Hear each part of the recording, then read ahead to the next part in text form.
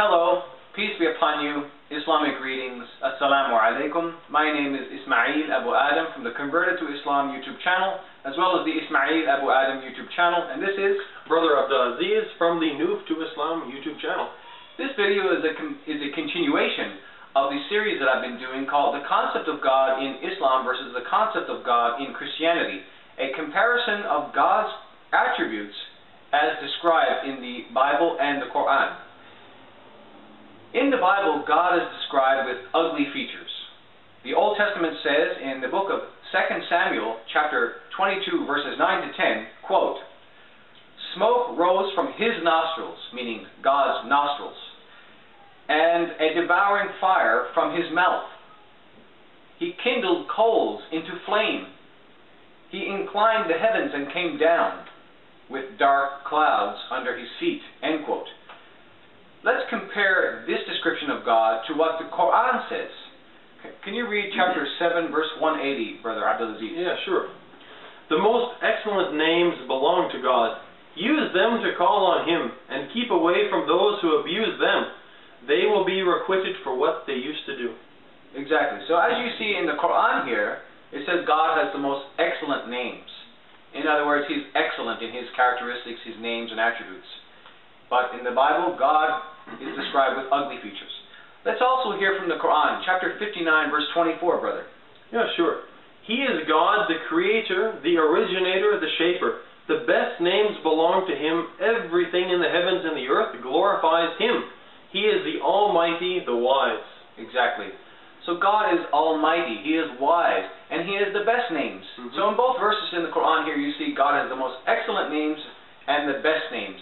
And what we mean by names is that God has names, but behind those names are meanings, and those meanings are His attributes and characteristics, His features. And all of His attributes are the best and most excellent, perfect, and unique and eternal. So, we leave it up to you. Do you want to worship a God that has ugly features, who has smoke coming out of His nostrils? Or do you want to worship a God who has perfect, divine, excellent attributes and the best names? Exactly. What are you going to read to your child when you put them to sleep? For, let's say they want to hear some stories. Are you going to read them from the Bible here, speaking about the fire or the smoke that's coming out of God's nostrils and the fire from His mouth and the black clouds under it? He's going to have nightmares. Exactly. He's going to wake up screaming. You know? Exactly. Subhanallah. Subhanallah. And now you know another reason why me and Abdulaziz accepted Islam. Bedtime stories. Continuing on. Not only does the Bible describe God with ugly features, but it also says that at certain times God was not able to do certain things. For example, in the Old Testament again, Judges chapter 1 verse 19 says about God, quote, "Since the Lord was with Judah, He gained possession of the mountain region, yet He could not dislodge those who lived on the plain, because they had iron chariots," end quote. Now let's compare this description in the Bible to what the Quran says. Brother, chapter 3 in the Quran, verse 26, please. Yeah, sure. "Say, God, holder of all control, you give control to whomever you will, and remove it from whoever you will. You elevate whoever you will, and humble whoever you will. All that is good lies in your hand. You have power over everything." Exactly. So God in the Quran is described as having power over all things and full, total control of everything in His creation. Exactly. Also, what does the Quran say? Chapter 65, verse 2. "Anyone who believes in God and the last day should heed this. God will find a way out for those who are mindful of Him, and will provide for them from an unexpected source. God will be enough for those who put their trust in Him. God achieves His purpose. God has a set due measure for everything." Now, listen to this carefully. Well, He said in the Quran, God, when he has a purpose to achieve, He achieves it. Right. And if you put your trust in God and God is with you, He will find you a way out. He will find you a way out from means and ways that you could not even imagine. Exactly. So if God was with Judah, why was not Judah able to overcome the iron chariot? Exactly. The implication from the Bible here is that Judah was not able to win his battle because God wasn't able to overcome iron chariots. And I mean, this is blasphemous. Exactly. So we leave it up to you, viewers. Do you want to worship a God who has ugly features, or the God with perfect and excellent features?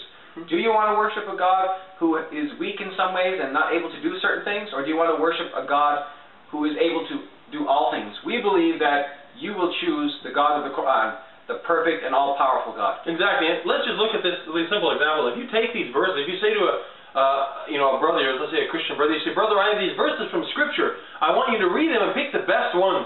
And you give him one of these verses, or these two verses, and you give them the verses of the Quran that we just gave them, and you don't tell them they're from the Quran, and you don't say these are from the Bible. You just say, "These are the verses from Scripture, brother. Check them and tell me the best ones."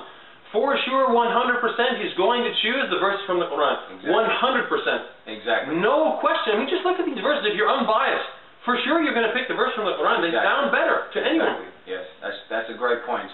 Anybody in there, anybody who's been guided by God would definitely choose the Quran. This is what we believe. Exactly. 100%. And we thank Allah for guiding us out of darkness into light, into Islam, and we hope that we are not offending you, those of you who believe in the Old Testament and the Bible in general, whether you be Jewish or Christian. We're not trying to offend you. We're just trying to give you another way of looking at the Bible, another perspective, comparing the Quran and the Bible, and we ask God that He guide you to the truth about these matters. We're not making anything up. You can check the references Abdulaziz just read you. They're given to you and provided to you in this video. So we ask you, study, compare, and pray to God for the truth, and we believe that you will be guided to the truth, and we hope that you will become Muslim, but again, it's your choice. Yeah. And from Abdulaziz and from myself, we say, Salamu Alaikum. Until next time, thanks for watching.